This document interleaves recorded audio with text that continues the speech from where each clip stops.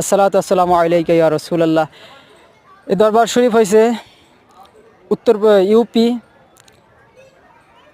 মাখানপুর হজরত কুতুবুল মাদার সাহাবী রাসূল হজরত জিন্দা শাহ মাদার বদিউদ্দিন শাহ রহমাতুল্লাহ আলাই, যিনি সুলতানুল আরিফিন বাবা বাইজিদ বুস্তামি রহমাতুল্লাহ আলের কলিজার দিগার এবং কলিজার টুকরা মুরিদ খলিফা আল্লাহ তাআলা, যিনি যাকে 596 সাল পর্যন্ত হায়াত দান করছিল, এখনও মাজারে পাকে যিনি জিন্দা আছে। তো এই দরবারের কিছু দৃশ্য আমি উঠে ধরলাম, এটা আপনারা দেখেন। এই দরবার শরীফে আপনারা যখন ঢুকবেন তখন আপনারাই বলবেন যে এটা একটা জান্নাতের বাগান। কেননা হিন্দুস্তানের ভিতরে 996টা চেল্লা মোবারক আছে। উনি সাধনা করছে, বড় বড় পাহাড়ের উপরে সাধনা করছে, চেল্লা মোবারক আছে। তাই ভারতটা ওনার কবজার ভিতরে উনি নিয়ে ফেলাইছে। ভারতবর্ষে যেই কোনো অলি আল্লাহ ঢোকার প্রথমেই কুতুবুল মাদার জিন্দা শাহ মাদার রহমতুল্লাহ আলের কাদমে আসা লাগছে, বসা লাগছে। হজরত পাকিস্তানে দাদা আলী হাজবিরি, দাদা গঞ্জে বক্সে ফায়েজা আলম মজহার নূরে খোদা মা কাসারা পীরে কামেলানে রাহুয়ে মাজার কদমে বসলে আরেফ থেকে আরেফ বিল্লা ফানাফিল্লা বাকাবিল্লা আরেফিন আউলিয়াত পরিবর্তন করে বানাই দিতে পারে।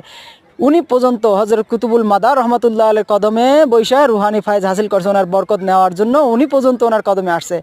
আল্লাহ রাসূলের সাহাবী একরাম তাবিন পর্যন্ত ওখানে ভারতবর্ষে আছে, ওনারা পর্যন্ত হুজুরের রওজা থেকে রুহানি ফায়েজ নিছে।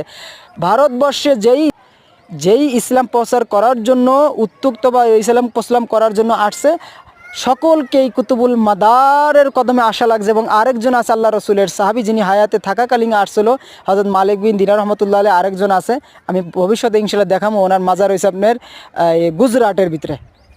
হ্যাঁ, এটা গুজরাটের ভিতরে আছে ইনশাল্লাহ, আল্লাহ তাআলা যদি তৌফিক দান করে। তো এই দরবার শরীফে কিছু আপনারা দেখছেন গাছে মানুষের সুতা বাঁধে। এই সুতা বান্ধা নিয়ে আমাদের আলেম ওলামারা বেশি বোঝে, বেশি ফতুয়া দেয়। হ্যাঁ, তো বেশি ফতুয়া দেয় যে আলেমদের ওই দেখেন মুখগুলান কুকুরের মতন বের হয়ে গেছে, মুখে এরকম ঘা হয়েছে, প্যারালাইসিস হয়ে যায়। হ্যাঁ, তারপর কত রোগ শোক, মরার সময় ক্যান্সার হয়ে মরা লাগতেছে আলেমগো। কিলিগা বেশি বোঝার থেকে বেশি বুঝতে গেছে পীর মুর্শিদ থেকে। সের জন্য কোনো অলি আল্লাহর দরবার নিয়ে কেউ কোনো মন্তব্য করবেন না। যে যেরকম সুতা বান্ধুক যাই করুক না কেন, হ্যাঁ, এইটা হচ্ছে আশেকদের খোরাক। আলেমদের কাজ নামাজ কালাম রোজা রাখা জিকির আজগার করবো, তকদি তাহামি করবো দরবার শরীফে যাইয়া।